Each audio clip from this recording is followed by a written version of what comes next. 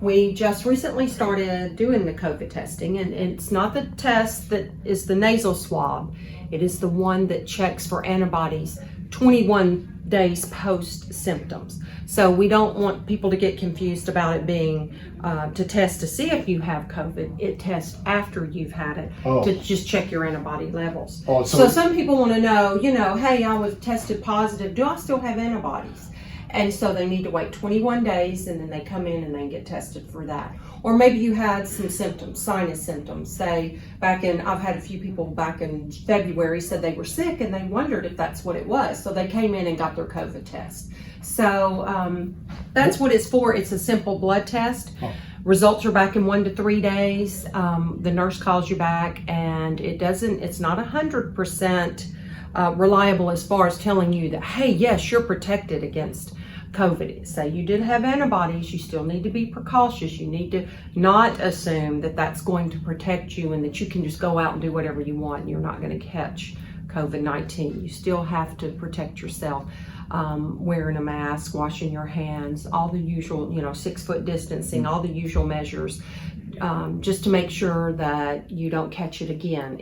Even if you did have antibodies, there's always that possibility. If I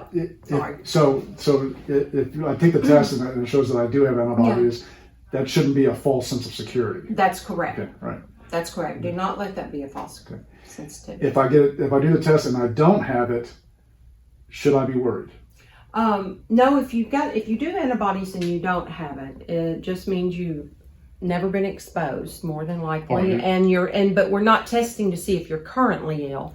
If you currently are showing symptoms, you need to get the swab test, the one that actually goes back in the nasal passage, not the blood test. Right, but the molecular test is what they call it. So the antibody test is for people who have had it, that's have been correct. through it, and want to know if they got rid of it. Right, and 21 days later, if they have antibodies that's built up.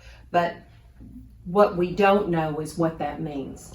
They're still not sure if you have antibodies, how long do they last? Does it protect you from getting reinfected?